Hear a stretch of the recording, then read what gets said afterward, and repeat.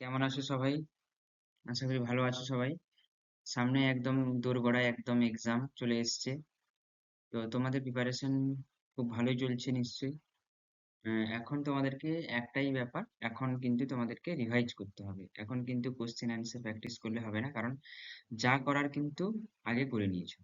এখন জাস্ট তোমাদেরকে একটা কাজ করতে হবে, যে সমস্ত ফর্মুলা মনে থাকছে না সেগুলোকে একবার দেখে নেওয়া, ঠিক আছে? এবং প্রতিটা চ্যাপ্টার একবার করে শর্ট শর্ট করে রিভাইজ করে নাও। তো তোমাদের কাছে আজকে আমি সাউন্ড চ্যাপ্টারটাকে খুব শর্টলি রিভাইজ করার চেষ্টা করছি। যেটা কিন্তু এখানে কিছু ম্যাথমেটিক্যাল ফর্মুলা আছে, কিছু ইনফরমেশন আছে যেটা তোমাদের কিন্তু পরীক্ষার ক্ষেত্রে কাজে লেগে যাবে। ওকে? তো এখানে বেশি বেশি কিছু নেই, জাস্ট তোমাদেরকে তোমাদের এই সাউন্ড চ্যাপ্টার মানে শব্দ যে চ্যাপ্টারটা ওটার কিন্তু জাস্ট রিভাইজ হয়ে যাবে। এটা কিন্তু দেখলে কিন্তু রিভাইজ হয়ে যাবে। ওই দেখে কিন্তু পড়তে হবে না, জাস্ট এটা দেখলে কিন্তু রিভাইজ হয়ে যাবে। হ্যাঁ, তো আজকে শুরু করা যাক তাহলে। তো সাউন্ড চ্যাপ্টার দেখো, ফার্স্ট আমরা শুরু করি। দেখো এখানে ফার্স্ট স্লাইডে দেখাচ্ছে হোয়াট ইজ সাউন্ড। দেখো এগুলো কিন্তু তোমাদের পরীক্ষায় আসবে না, বাট একটা ফর্মালিটিস আছে যেটাকে মেনটেন করতে হয়, তো সেই জন্য এটা কিন্তু বলতে হয়, ঠিক আছে, যে হোয়াট ইজ সাউন্ড। দেখো সাউন্ড যদি আমরা এক কথায় বলি, সাউন্ড হচ্ছে এক প্রকার শক্তি, ঠিক আছে। সাউন্ড হচ্ছে as a form of energy, শক্তি। এবং সেটা কিভাবে সৃষ্টি হচ্ছে?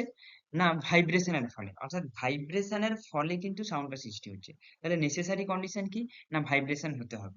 ওকে? তাহলে ভাইব্রেশন হতে হলে কিন্তু সাউন্ডের আমাদের কিন্তু সৃষ্টি হবে। এবং সেটা কি হচ্ছে? একটা একটা স্থান থেকে অন্য স্থানে কিভাবে যাবে? না একটা মিডিয়াম দরকার, ঠিক আছে, একটা মাধ্যম দরকার। তাহলে কারণ হচ্ছে মাধ্যম ছাড়া কিন্তু সাউন্ড কিন্তু এক স্থান থেকে অন্য স্থানে যেতে পারে না। তাহলে একটা মাধ্যম দরকার। তাহলে সেটা কেমন মাধ্যম? না সেটা হচ্ছে জড় মাধ্যম। তাহলে জড় মাধ্যমের মধ্যে আমাদেরকে আমরা কি কি জেনে যাচ্ছি? না কঠিন হতে পারে, তরল হতে পারে, গ্যাস হতে পারে, ঠিক আছে। কঠিন, তরল, গ্যাস। তাহলে এই তিনটে মাধ্যমের মধ্য দিয়ে কিন্তু আমাদের কিন্তু সাউন্ডটা এক স্থান থেকে অন্য স্থানে মুভ করবে। অর্থাৎ শূন্য স্থানে কিন্তু সাউন্ড কিন্তু কখনোই ট্রাভেল করতে পারে না। কারণ কারণ শব্দকে মুভ করতে গেলে, সাউন্ডকে মুভ করতে গেলে একটা মিডিয়ামের প্রয়োজন। কেন? না কারণ ওটা একটা ওয়েভস আকারে যাবে, ঠিক আছে, ওয়েভ আকারে যেতে হবে, তো ওর জন্য কিন্তু এটা একটা মিডিয়াম বা মাধ্যমের কিন্তু প্রয়োজন হয়। ওকে? তাহলে দেখা যাক আমাদের নেক্সট স্লাইডে আমরা আমাদের জন্য কি ওয়েট করছে। আচ্ছা, তাহলে এখানে আমি এক দুটো কথা বলে দিয়েছি যে মিডিয়াম দরকার, অর্থাৎ সাউন্ডকে এক স্থান থেকে অন্য স্থানে যেতে গেলে মাধ্যমের দরকার। এবং অ্যাজ এ কি হিসাবে? না ওয়েভ হিসাবে যাবে, ঠিক আছে, এক স্থান থেকে অন্য স্থানে মুভ করতে গেলে ওয়েভ হিসাবে যাবে। তাহলে সেটা কি কি কি ধরনের ওয়েভ হবে? না একটা আছে লংগিটিউড ওয়েভস আর একটা আছে ট্রান্সভার্স ওয়েভ। অর্থাৎ বাংলায় আমরা যদি বলতে চাই, লংগিটিউড ওয়েভসটাকে আমরা বলবো অনুদৈর্ঘ্য তরঙ্গ, আর ট্রান্সভার্স যে ওয়েভ আছে ওটাকে কিন্তু আমরা কি বলবো? তির্যক তরঙ্গ। দেখো এখানে কিন্তু তোমাদেরকে আসে না, ঠিক আছে। তাহলে তেমন কিছু আসে না, তো জাস্ট একটা এখানে এক্সাম্পল হিসেবে আসতে পারে যে যদি কোশ্চেন করে যে শব্দ তরঙ্গ কি তরঙ্গ, না তখন তোমাদেরকে বলে দিতে হবে অনুদৈর্ঘ্য তরঙ্গ। কারণ হচ্ছে দেখো শব্দ তরঙ্গ হচ্ছে এখানে দেখো এই যে সাউন্ড ওয়েভস, ঠিক আছে, আল্ট্রা সাউন্ড ওয়েভ, তাহলে এগুলো সবই কিন্তু কিসের মধ্যে পড়ে যাচ্ছে? না অনুদৈর্ঘ্য তরঙ্গ বা লংগিটিউড ওয়েভের মধ্যে পড়ে যাচ্ছে। ওকে? আচ্ছা, এবার যদি আমরা তির্যক তরঙ্গের দিকে দেখি, তাহলে তির্যক তরঙ্গের এক্সাম্পল কি হতে পারে? না বিভিন্ন ধরনের মাইক্রোওয়েভস হতে পারে, আলোক তরঙ্গ, ঠিক আছে, লাইট ওয়েভস হতে পারে।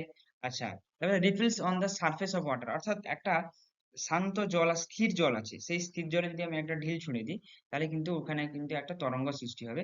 তাহলে ওটাও কিন্তু একটা কি হচ্ছে? না ট্রান্সভার্স ওয়েভ, যেটা হচ্ছে তির্যক তরঙ্গের মধ্যে পড়ে যাচ্ছে। ওকে? আচ্ছা, দেখা যাক নেক্সট আমরা কি জানতে চাইছি। এটা জাস্ট তোমাদের রিভাইজ হয়ে যাচ্ছে জিনিসগুলো। ওকে? আচ্ছা, এবার হচ্ছে বলছে যে মানুষের কণ্ঠস্বর নির্গমের পদ্ধতি, অর্থাৎ মানুষের আমরা যে কথা বলছি, তাহলে আমাদেরও কিন্তু কি কোথাও একটা পেশিতে তাহলে ভাইব্রেশন হচ্ছে? হ্যাঁ, অবশ্যই পেশিতে আমাদের কিন্তু ভাইব্রেশন হচ্ছে। কোথায় হচ্ছে? না এই যে দুটো স্থিতিস্থাপক স্বরতন্ত্রী আছে, ঠিক আছে, এই দুটো স্থিতিস্থাপক স্বরতন্ত্রী, ওখানে কিন্তু একটা কম্পন সৃষ্টি হচ্ছে। তাহলে ওই কম্পনের ফলে কিন্তু আমাদের কিন্তু শব্দগুলো কিন্তু সৃষ্টি হচ্ছে। এবং এই যে স্থিতিস্থাপক দুটো বললাম স্বরতন্ত্রী আছে, এটাকে কে নিয়ন্ত্রণ করে?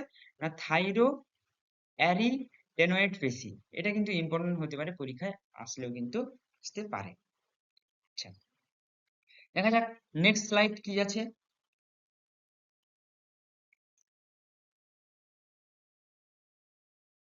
হ্যাঁ, তরঙ্গ সম্পর্কিত কয়েকটি প্রাকৃতিক রাশি, যেগুলো কিন্তু না পড়লে কিন্তু আমরা কোনো ম্যাথমেটিক্যাল প্রবলেম বা শব্দ সম্পর্কে একটা ধারণা আছে সেটা কিন্তু জানতে পারবো। তাহলে কি ফার্স্ট না কি হতে পারে? কম্পাঙ্ক হতে পারে, তরঙ্গ বেগ হতে পারে, কিংবা তরঙ্গ আরেকটা আছে যেটা হচ্ছে তরঙ্গ দৈর্ঘ্য। তাহলে কম্পাঙ্ক, কম্পাঙ্ক কাকে বলে আসবে না। জাস্ট তোমরা একটু জেনে রাখো যে একটি বস্তুকণা অর্থাৎ কোনো একটা কম্পনশীল বস্তুকণা 1 সেকেন্ডে যতগুলো পূর্ণ কম্পন সৃষ্টি করবে। ঠিক আছে? যতগুলো পূর্ণ কম্পন সৃষ্টি করবে, পূর্ণ কম্পন সৃষ্টি করবে। পূর্ণ কম্পন মানে হচ্ছে ব্যাপারটা কিরকম? যে এইখান থেকে শুরু হলো, তাহলে এখান থেকে শুরু হয়ে কিন্তু আবার এখানে এলো। ঠিক আছে? তাহলে এটা হচ্ছে একটা পূর্ণকম্প। ঠিক আছে? তাহলে যতগুলো পূর্ণ কম্পন সম্পন্ন করতে পারবে তত সেটাই হচ্ছে তার কিন্তু কম্পাঙ্ক। তাহলে কম্পাঙ্কের এককটা কি? না 1/সেকেন্ড। সেকেন্ড ইনভার্স বা এটাকে আমরা হার্টজও বলতে পারি। তরঙ্গ বেগ কি বলবো? না আমরা এটা জানি যে কোন তরঙ্গ যখন, ঠিক আছে? তরঙ্গ তো অ্যাকচুয়ালি একটা মিডিয়া দিয়ে একটা এক স্থান থেকে অন্য স্থানে যাবে। তো তরঙ্গ যখন 1 সেকেন্ডে যে দূরত্ব অতিক্রম করে, 1 সেকেন্ডে যে দূরত্ব অতিক্রম করছে সেটাকেই আমরা কি বলছি? তরঙ্গ বেগ। তাহলে একটা বেগ মানে এর একটা আমরা জানি ইউনিট, সেটা হচ্ছে মিটার পার সেকেন্ড। আচ্ছা, আরেকটা যেটা হচ্ছে তরঙ্গ দৈর্ঘ্য। তরঙ্গ দৈর্ঘ্য কি? না তরঙ্গের উপর অবস্থিত, তাহলে তরঙ্গ তো এটা এটা হচ্ছে একটা কি ট্রান্সভার্স ওয়েভ, তাহলে তার মানে তির্যক তরঙ্গ। সেই তরঙ্গের উপর অবস্থিত পরপর দুটি সমদশা। সমদশা মানে কি? না যদি এখানে একটা কণা থাকে আর এখানে একটা কণা থাকে তাহলে এরা কিন্তু পরস্পরের সমদশা। আবার এইখানে যদি একটা কণা থাকে আর এখানে একটা কণা থাকে তাহলে এরাও কিন্তু পরস্পরের সমদশা। অর্থাৎ এদের মধ্যে যে ডিসটেন্স, ঠিক আছে, বা এদের মধ্যে যে ডিসটেন্স, ঠিক আছে, সি জি আর এই এর মধ্যে যে ডিসটেন্স সেটাকে আমরা কি বলবো? তরঙ্গ দৈর্ঘ্য বলবো। অর্থাৎ এগুলোকে সি বা জি এগুলোকে কি বলা হয়? এগুলোকে বলা হয় তরঙ্গ শীর্ষ। আর এ আর ই এগুলোকে বলা হয় তরঙ্গ হার। ওকে, এটা তোমাদেরকে জাস্ট মনে রাখতে হবে। যে তোমাদেরকে জিজ্ঞেস করতে পারে যে তরঙ্গ দৈর্ঘ্য তাহলে কি দুটো সমদশা সম্পন্ন কণার মধ্যে ডিস্টেন্স হতে পারে, না বিপরীত দশা সম্পন্ন কণার মধ্যে ডিস্টেন্স হতে পারে, এখান থেকে জিজ্ঞেস করতে পারে। বা দুটো তরঙ্গ পাত যে আছে সেই দুটো তরঙ্গ পাতের যে মাঝের দৈর্ঘ্য বা দুটো তরঙ্গ শীর্ষ আছে সেই দুটো মাঝের দৈর্ঘ্যটাকে আমরা কি বলছি? এই যে এই দুটো তরঙ্গ শীর্ষ, এই দুটো তরঙ্গ শীর্ষের মাঝের দৈর্ঘ্য আর এই দুটো তরঙ্গ পাত আছে সেই দুটো তরঙ্গ পাতের মাঝের যে দৈর্ঘ্যটাকে আমরা কি বলছি? তরঙ্গ দৈর্ঘ্য। আচ্ছা, নেক্সট আমরা দেখে নিই। হ্যাঁ, এটা একটা ইম্পর্টেন্ট রাশিমালা, V equals to N lambda. অর্থাৎ তরঙ্গ বেগ সমান হচ্ছে কম্পাঙ্ক ইন্টু তরঙ্গ দৈর্ঘ্য। এখান থেকে কিন্তু ম্যাথ আসবে পরীক্ষায়।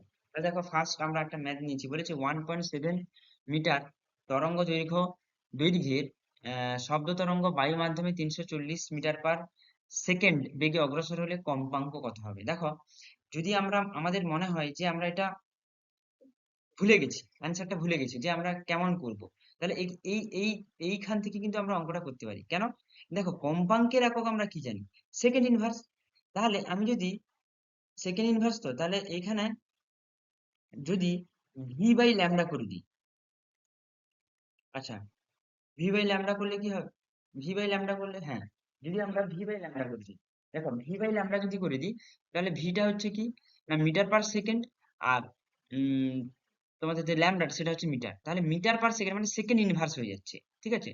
অর্থাৎ যদি আমরা ভাগ করে দিই, ভাগ করলে কিন্তু কিন্তু এটা হয়ে যাচ্ছে সেকেন্ড ইনভার্স চলে আসছে বা হার্জে চলে আসছে। ঠিক আছে? আমরা জানি এই সূত্রটা জানি, অর্থাৎ এই কম্পাঙ্ক সমান এটা করে দিলে কিন্তু অ্যান্সারটা চলে আসে। আচ্ছা, নেক্সট কোশ্চেন দেখো, একটি মাধ্যমে তরঙ্গের কম্পাঙ্ক দেওয়া আছে, যদি তরঙ্গ বেগ কত হবে? না তরঙ্গ বেগ আমরা কি জানি? Metre per second. তাহলে দেখো দেখো এইখানে যদি আমরা ভুলে যাই যে মিটার পার সেকেন্ড, তাহলে এটা মিটার। ওকে, আর এটা হচ্ছে হার্জ মানে কি আছে? 1/সেকেন্ড বা সেকেন্ড ইনভার্স। তাহলে যদি এখানে আমরা যদি রিলেশনে দেখি, তাহলে রিলেশনে হচ্ছে দেখো তরঙ্গ বেগ তাহলে এন ইন্টু ল্যামডা। তাহলে আমরা মিটারের সঙ্গে যদি এটা গুণ করে দিই, ঠিক আছে, মিটারের সঙ্গে যদি এটা গুণ করে দিই তাহলে গুণ করলে দেখো মিটার মিটার পার সেকেন্ড অর্থাৎ 400 মিটার পার সেকেন্ড হয়ে যাচ্ছে। তাহলে মিটার পার সেকেন্ড হয়ে যাচ্ছে আমাদের অ্যান্সার, মানে 400 মিটার পার সেকেন্ড হচ্ছে আমাদের কিন্তু অ্যান্সার। অর্থাৎ ইউনিট দেখে কিন্তু আমরা অঙ্ক করতে পারি। আচ্ছা, এখানে আর একটা অঙ্ক দিয়েছে দেখো, ম্যাথমেটিক্যাল প্রবলেম। 100 হার্টজ কম্পাঙ্কের কোন তরঙ্গে তরঙ্গ দৈর্ঘ্য এত হলে তার বেগ কত? এ সোজা অঙ্ক, V equals to N lambda দিয়ে করলেই কিন্তু চলে আসবে। অর্থাৎ এই দেখো এই অঙ্কগুলো আমি তোমাদেরকে প্র্যাকটিসের জন্য দিয়েছি, তোমরা কিন্তু আমার স্লাইড দেখে করবে না, জাস্ট প্রথম ফার্স্ট অঙ্কটা করবে, তারপরে আমার অ্যান্সার করা আছে সেটা কিন্তু মিলিয়ে নিবে। আচ্ছা, এখানে শব্দের তীব্রতা, তাহলে শব্দের যে তীব্রতা মাপার একক হচ্ছে ডেসিবেল। ঠিক আছে? তাহলে তীব্রতার এই একক বলেছে ডব্লিউ বাই মিটার স্কোয়ার যে এখানে বলেছে, বা মাত্রিক সংকেত এম পি মাইনাস থ্রি এটা আসতে পারে। তাহলে এখানে কতগুলো ঘড়ির যে টিকটিকির যে শব্দ আছে, ঘড়ির টিকটিক করে যে, সেই ঘড়ির টিকটিকের শব্দ হচ্ছে দেখো 10 ডেসিবেল। ফিস ফিস করে কথা বলা এটা হচ্ছে 20, স্বাভাবিক কথা হচ্ছে 40, ভ্যাকুয়াম ক্লিনার, এক্সপ্রেস ট্রেনের, এগুলো সব দেওয়া আছে, ঠিক আছে। কিন্তু এইখানে এটাই ইম্পর্টেন্ট, এই জিনিসটা কি আছে না, ওয়ার্ল্ড হেলথ অর্গানাইজেশনের নির্দেশিত শব্দের যে নিরাপদ তীব্রতা, তাহলে সেটা হচ্ছে 45 ডেসিবেল। আর শব্দের তীব্রতা স্তর হচ্ছে 65। এর উপরে কিন্তু গেলে শব্দ দূষণ হয়ে যাবে, ঠিক আছে। 65 ডেসিবেলের উপরে কিন্তু গেলে শব্দ দূষণ, অর্থাৎ নিরাপদ মাত্রা যদি আমরা বলতে পারি, তাহলে সেটা হচ্ছে 65 ডেসিবেল। এর কিন্তু বেশি হলে কিন্তু কি হয় না, আমাদের কিন্তু শ্রবণ ক্ষমতা চিরতরে নষ্ট হয়ে যায়, বা ওটাকে আমরা শব্দ দূষণও বলতে পারি। আচ্ছা, নেক্সট কি আছে দেখি, আমাদের জন্য কি অপেক্ষা করছে, কারণ আমরা বেসিক্যালি জাস্ট রিভাইজ করছি জিনিসগুলোকে। আচ্ছা, প্রতিধ্বনির সাহায্যে আমরা সমুদ্রের গভীরতা নির্ণয়, জাস্ট ফর্মুলাটা মনে রাখো, তাহলে কিন্তু হয়ে যাবে, ঠিক আছে। দেখো এখানে কি বলছে, সমুদ্রের গভীরতাটা আমরা কি করে নির্ণয় করবো, তাহলে সমুদ্রের গভীরতা বলছে যে সমুদ্রের একটা জলের একটা লেভেল থাকে, সেই জলের লেভেলের উপরে থাকে তো জাহাজটা, তাহলে সেইটাকে আমরা H0 বা H0 ধরছি। আর এইখান থেকে আমরা ধরছি এই যে ডিস্টেন্সটা, সেটা হচ্ছে PQ। অর্থাৎ এর একটা দেওয়া থাকবে, হাইট দেওয়া থাকবে, তার সঙ্গে এই PQটা যোগ করতে হবে। ওকে, তাহলে এখানে V/2 root over 2t² T2² minus T1²। তাহলে ভিটা কি, না ভিটা মনে রাখবে জলে শব্দের বেগ, ঠিক আছে। তাহলে জলে আমাদের শব্দের বেগটা হচ্ছে কত, ভি। আর T2 হ্যাঁ, T2 আর T1টা কি, না সাপোজ এইখানে এখানে একটা বিস্ফোরণ করা হবে, আর এখানে আমাদের কিন্তু হাইগ্রোফোন, এই যেটা সেখানে কিন্তু একটা হাইগ্রোফোন যন্ত্র রাখা আছে। তাহলে এখানে যদি আমরা বিস্ফোরণ করি এসে, তাহলে শব্দটা দুভাবে আসতে পারে, কি SH পথে চলে আসতে পারে, একদম S2, একদম S2H এরকম আসতে পারে। আবার এখানে এলো এসে P তে প্রতিফলিত হয়ে আবার এরকম আসতে পারে। তাহলে এই যে ডিস্টেন্স, এই যে টাইমটা, তাহলে একটা লাগছে T1 আর একটা লাগছে T2। তাহলে বেশি যে টাইম সেটা হচ্ছে এইটা লাগছে নিশ্চয়ই, তাহলে S থেকে P2H, তাহলে এটা T2 লাগছে। আর SH যেটা হচ্ছে সেটা হচ্ছে T1 লাগছে। তাহলে এটাই কিন্তু তোমাদের জানতে হবে। তাহলে মনে রাখতে হবে কি কি, H0 প্লাস V/2। ভিটা হচ্ছে কি, না ভিটা হয়ে যাচ্ছে তোমাদের উম জলের শব্দের বেগ। আর দুটো T2 আর T1 বলে দিলাম। আচ্ছা, বিমানের ক্ষেত্রে প্রতিধ্বনির সাহায্যে এরোপ্লেনের উচ্চতা নির্ণয়। তাহলে এরোপ্লেনের উচ্চতা আমরা কিভাবে নির্ণয় করবো, জাস্ট ফর্মুলা কি বলেছে, T/2 root over V² minus U²। তাহলে এটা কি, দেখো ভি আর ইউটা কি, ভিটা হচ্ছে শব্দের বেগ কোথায়, বায়ুতে। আর ইউটা কি, মানে এরোপ্লেন আসছিল, ঠিক আছে, এরোপ্লেন যে আসছিল সেটা হচ্ছে এ পয়েন্টে, তার যদি আমি একটা পয়েন্টে তার বেগটা হচ্ছে ইউ, ঠিক আছে। তাহলে এই ইউটা হচ্ছে ইউ মিটার পার সেকেন্ড ধরে ধরলাম। তাহলে এটা কিভাবে আসতে পারে সাউন্ডটা, না উম এতে, তাহলে এটা কিভাবে আসতে পারে, না এখান থেকে এসে বি তে প্রতিফলিত হয়ে আবার কিন্তু সি তে চলে যেতে পারে, ঠিক আছে। তাহলে এখানে জাস্ট ফর্মুলাটা মনে হয়, তাহলে টিটা হচ্ছে টি সময় পর, এই যে এ থেকে বি তে এলো, বি টু সি তে গেল, ঠিক আছে। তাহলে এটা তোমাদেরকে জানতে হবে, সেটা হচ্ছে টি টাইম। আর ভিটা হচ্ছে শব্দের বেগ, আর ইউটা হচ্ছে এরোপ্লেনের যে বেগ, সেটা হচ্ছে এ পয়েন্টে ইউ আমরা ধরে নিয়েছি, ঠিক আছে। তাহলে এই দুটো ফর্মুলা মনে রাখলে হয়ে গেল।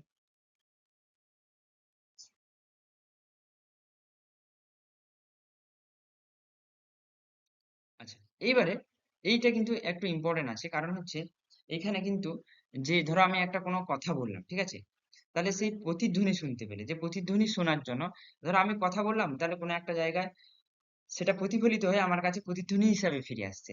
তাহলে সেই যে সেইটা শুনতে গেলে আমাদের ডিস্টেন্স কত দরকার, ন্যূনতম দূরত্ব, ঠিক আছে। তাহলে প্রতিফলক এখানে বলেছে যে প্রতিধ্বনি শোনার জন্য শব্দের উৎস এবং প্রতিফলকের মধ্যে ন্যূনতম দূরত্ব। অর্থাৎ ব্যাপারটা হচ্ছে, আমরা যদি কোনো একটা ঘরের মধ্যে থাকি, তাহলে ঘরের মধ্যে আওয়াজ করলাম, তাহলে আওয়াজ করলে কি হচ্ছে, ঘরের বাড়ির যে দেওয়াল আছে সেই দেওয়ালে শব্দটা প্রতিফলিত হয়ে আমার কাছে আবার ফিরে আসছে। তাহলে সেটা কি সমস্ত বাড়ির ক্ষেত্রে, দেওয়ালের ক্ষেত্রে হবে, বা মানে কোথায় দাঁড়ালে এই প্রতিধ্বনিটা শুনতে পাবো। তাহলে এর একটা মিনিমাম ডিস্টেন্স আছে, সেই ডিস্টেন্সটা হচ্ছে কত, না সেটা হচ্ছে 16.6 মিটার। এটা কিন্তু খুবই ইম্পর্টেন্ট, এটা কিন্তু খুবই ইম্পর্টেন্ট, ঠিক আছে, 16.6 মিটার। ওকে। আচ্ছা, আর একটা যেটা জিনিস বলেছে, যে শব্দ নির্বন্ধ, অর্থাৎ আমরা যে কথা বলছি সেই কথাটা আমাদের মস্তিষ্কে কতক্ষণ রেস্ট থাকছে, ঠিক আছে। দেখো আমরা যদি কোনো একটা একমাত্রিক কথা বলি, ঠিক আছে, একমাত্রিক, জাস্ট ধরো বললাম এ, আলফাবেটিক্যালি এ, তাহলে ওটা কিন্তু কি হচ্ছে আমাদের মাথায় কিন্তু 1 এর 5 সেকেন্ডের মধ্যে স্থায়ী থাকছে।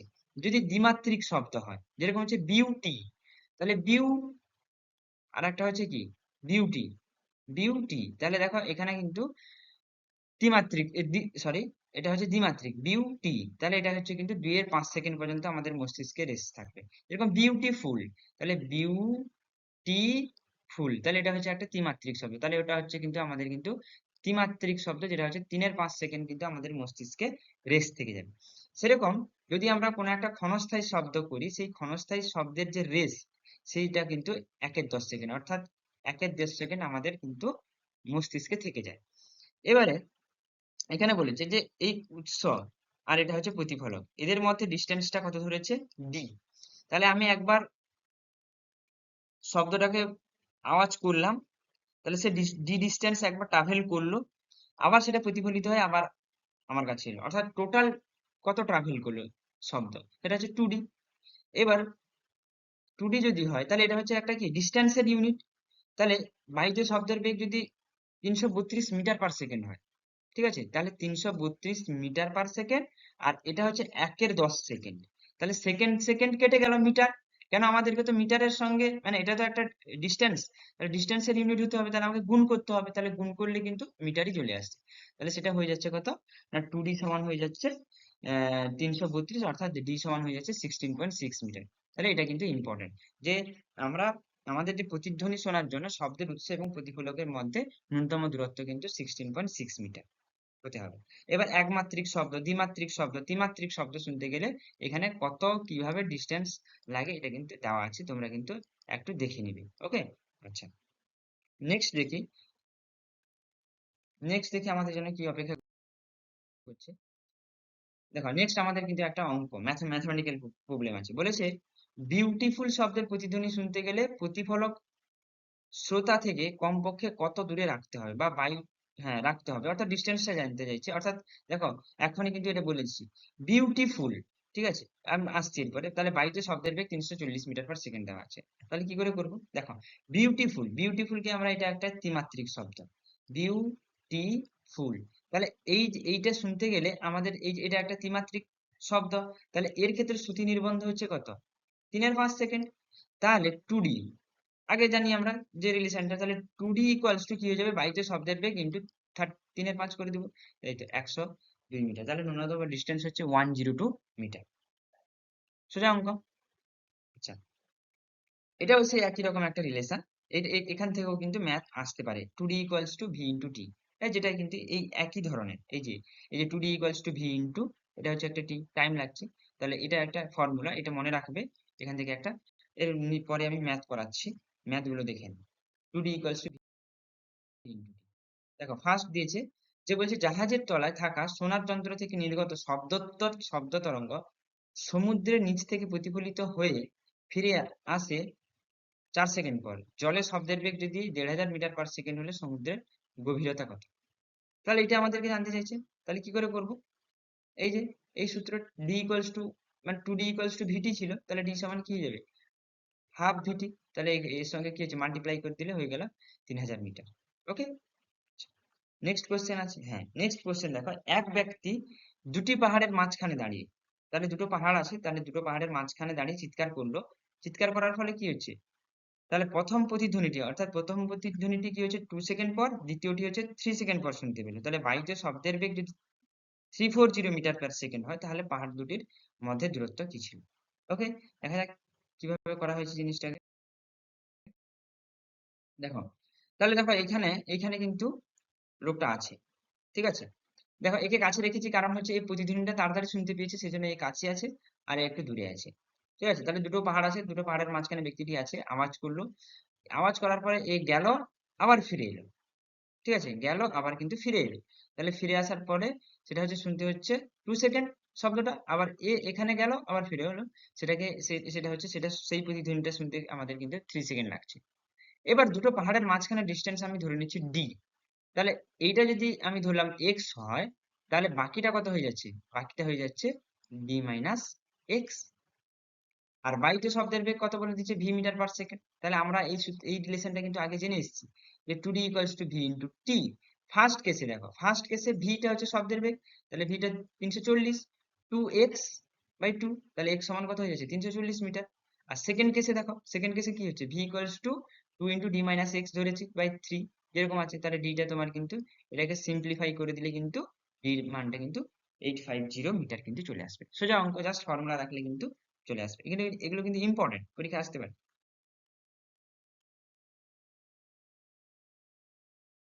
নেক্সট দেখি, হ্যাঁ নেক্সট কিন্তু এটা এখানে কিন্তু ইম্পর্টেন্ট আছে, এই যে এই তিনটা কিন্তু। একটা হচ্ছে শ্রুতি গোচর, আচ্ছা, সনিক সাউন্ড, ইনফ্রাসনিক সাউন্ড আর আল্ট্রাসনিক সাউন্ড। মানে এগুলো কিন্তু অনেকে কি করে ইংলিশ টার্ম ইউজ করে দিতে পারে পরীক্ষায়।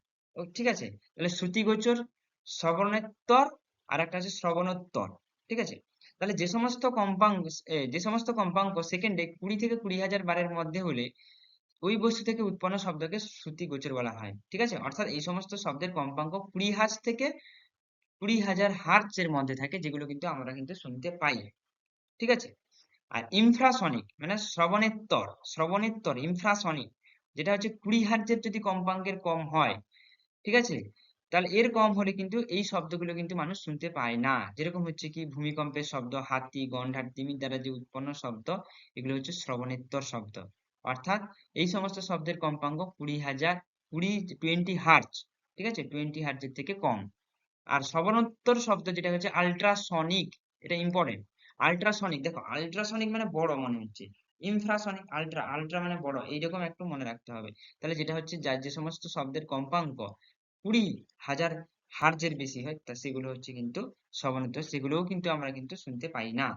তাহলে 20 হার্জের কম হলেও শুনতে পাবো না, আর 20,000 বা 20,000 হার্জের বেশি হলেও কিন্তু সব শুনতে পাবো না। যেরকম যে বাদুড়, কুকুর, বিড়াল, বাঁদর, হরিণ, তারপর হচ্ছে ডলফিন, এগুলো কিন্তু আমরা শব্দ আমরা শুনতে পাই না, মানে মানুষ এগুলো শুনতে পায় না, কিন্তু এরা কিন্তু এগুলো কি হচ্ছে শুনতে পায়। ঠিক আছে, আচ্ছা নেক্সট দেখি। হ্যাঁ দেখো, নেক্সট যেটা আমরা করতে চলেছি যেটা হচ্ছে, হ্যাঁ এটা ইম্পর্টেন্ট আছে। ঠিক আছে, এটা একটা ইম্পর্টেন্ট আছে। তাহলে ইম্পর্টেন্ট কি না, এগুলো আছে যে মূল সুর, অনেকগুলো কম্পাঙ্ক দিয়ে দিল, দিয়ে বলছে মূল সুর কোনটা, উপসুর কোনটা, সমমেল কোনটা, অষ্টক কোনটা, যদি দিলেও দিতে পারে। দেখো মূল সুরটা কি না, যত এখানে যদি আমরা যদি এখানে একটা এক্সাম্পল দেওয়া আছে, তাহলে কতগুলো আছে দেখো, একটা 256, 512, তারপরে হচ্ছে কত 1020, আর একটা আছে 12,800। তাহলে এইগুলোর মধ্যে সব থেকে বলেছে মূল সুর কোনটা হবে না, সব থেকে নিম্ন কম্পাঙ্ক, যেটা সব থেকে কম্পাঙ্ক কম, তাহলে 256টা হচ্ছে সব থেকে কম, তাহলে এটা হচ্ছে একটা মূল সুর। উপসুর কি না, মূল সুর বাদে, তাহলে মূল সুর বাদে, তাহলে বাকিগুলো হচ্ছে কিন্তু উপসুর, যে সমস্ত থাকবে সেটা হচ্ছে উপসুর। সমমেল কি না, সমমেল হচ্ছে মূল সুরের সরল গুণিতক। সরল গুণিতক আমরা জানি 2 3, 256কে আমরা গুণ করতে হবে, দেখতে হবে। তাহলে দেখো 256কে এটা গুণ করলে, 2 দিয়ে গুণ করলে কিন্তু চলে আসে, তাহলে এটা হচ্ছে একটা সমমেল। আচ্ছা, আর 1020 হবে না, হ্যাঁ 12,800, 12,800কে যদি আমরা 256 দিয়ে ভাগ করি, তাহলে আসতে দেখি 12,800 ভাজিতক 256, হ্যাঁ 50 আসছে, তাহলে এটা হতে পারে। ঠিক আছে, তাহলে এটাও একটা হচ্ছে কি এটা হবে, তাহলে এটাও হচ্ছে একটা কি আহ সমমিল, যেহেতু গুণিতক বলেছি। আচ্ছা অষ্টক কি না, অষ্টক বলছে যে এখানে কোন সুরের কম্পাঙ্ক একটি সুরের কম্পাঙ্কের দ্বিগুণ হলে, তাহলে 512, এখনই দেখলাম 512টা হচ্ছে 256-এর দ্বিগুণ, তাহলে এটা হচ্ছে একটা অষ্টক। ঠিক আছে, নেক্সট আমাদের জন্য কি আছে দেখি, আমরা কি নেক্সট কি আছে দেখি। হ্যাঁ, তাহলে এখানে কিন্তু শর্ট কোশ্চেন আকারে তোমাদের আসতে পারে। ঠিক আছে, এখানে কিন্তু শর্ট কোশ্চেন আকারে আসতে পারে। দেখো এই আল্ট্রাসোনোগ্রাফিতে বা তোমার হচ্ছে এই যে বাদুড় ও তিমির গতিপথ কিভাবে নিয়ন্ত্রণ করে, বা সোনার, ঠিক আছে, এই যে সোনার সাউন্ড নেভিগেশন এন্ড রেঞ্জিং সিস্টেমের ক্ষেত্রে আমরা কোন ধরনের শব্দের কম্পাঙ্ক ইউজ করি, বা কোন ধরনের শব্দকে আমরা ইউজ করতে পারি। না এখানে শ্রবণোত্তর শব্দ, অর্থাৎ যেটা হচ্ছে যে সমস্ত শব্দের কম্পাঙ্কটা হচ্ছে 20,000 হার্জের থেকে বেশি। ঠিক আছে, এই আল্ট্রাসোনোগ্রাফিতেও আমরা শব্দোত্তর, অর্থাৎ যে শব্দটা ইউজ করবো সেটা হচ্ছে 20,000 হার্জের, মানে তার কম্পাঙ্কটা 20,000 হার্জের থেকেও বেশি, যেটা কিন্তু আমরা শুনতে পাবো না। একই রকম বাদুড় বা তিমি, এরাও কিন্তু গতিপথ নিয়ন্ত্রণ করে কিভাবে, দেখো মেকানিজমটা, ক্রিয়াটা কিরকম। এ একটা শব্দ উৎপন্ন করলো যেটা হচ্ছে 20,000 হার্জের থেকেও তার কম্পাঙ্কটা বেশি, তাহলে এ কি করলো, যখনই আসছে একটা পতঙ্গ দ্বারা বাধাপ্রাপ্ত হলো, আবার রিফ্লেকশন হয়ে কিন্তু এর কাছে আবার পৌঁছে গেল। ঠিক আছে, এর কাছে কিন্তু আবার পৌঁছে গেল। তাহলে এইভাবে কিন্তু এরা কিন্তু গতিপথ নিয়ন্ত্রণ করে। সোনার, সোনার হচ্ছে কি, এখানেও কিন্তু কি, এখানেও কিন্তু কি হচ্ছে, সোনার যেটা, সেই সোনারও কিন্তু কি করে, সোনারেও কিন্তু আমরা শ্রবণোত্তর শব্দ ইউজ করবো, যার কিন্তু কম্পাঙ্কটা কিন্তু হচ্ছে 20,000 হার্জের থেকেও বেশি। দেখো এখানে 50,000 হার্জ ইউজ করা হচ্ছে। ঠিক আছে, তাহলে সোনারের ফুল ফর্ম এখানে জিজ্ঞেস করতে পারে, সাউন্ড নেভিগেশন অ্যান্ড রেঞ্জিং, এবং এখানে বলতে পারে যে আমরা এখানে কোন ধরনের ইউজ করতে পারি। ঠিক আছে, না এখানে আমরা কিন্তু শব্দোত্তর তরঙ্গ, ঠিক আছে, যেটা হচ্ছে 20,000 এর বেশি, এটা আমরা কিন্তু শব্দোত্তর না শ্রবণোত্তর, সরি শব্দোত্তর না শ্রবণোত্তর শব্দ আমরা কিন্তু ইউজ করতে পারি, যার কম্পাঙ্ক হচ্ছে 20,000 হার্জের থেকে বেশি। দেখো যেটা, এটা একটা জাস্ট কি হলো, তোমাদের রিভাইজের মতো হয়ে গেল। আর যে সমস্ত ম্যাথমেটিক্যাল প্রবলেম গুলো দিয়েছি সেগুলো কিন্তু তোমরা করে রাখবে, যদি আসে, আসতে পারে। তো ঠিক আছে, খুব ভালো, তোমরা প্রিপারেশন নিচ্ছ, অবশ্যই ভালো করে পরীক্ষা দাও। হ্যাঁ, আচ্ছা আমি আর একটা মনে হয় আলোটা জাস্ট চেষ্টা করছি আলোটা করার জন্য। আর লাইট আছে, ওখানে ম্যাথমেটিক্যাল প্রবলেম আছে, ওখানে কিছু জিনিস আছে মনে রাখার মতো, সেটাও একবার রিভাইজ করিয়ে দিব তোমাদেরকে। যদি ভালো লেগে থাকে তাহলে অবশ্যই শেয়ার করো। হ্যাঁ, শেয়ার করো, বেশি বেশি করে কমেন্ট করো। ওকে, ঠিক আছে, ভালো করে রিভাইজ করো, আর পরীক্ষা ভালো করে দাও তোমরা। ঠিক আছে।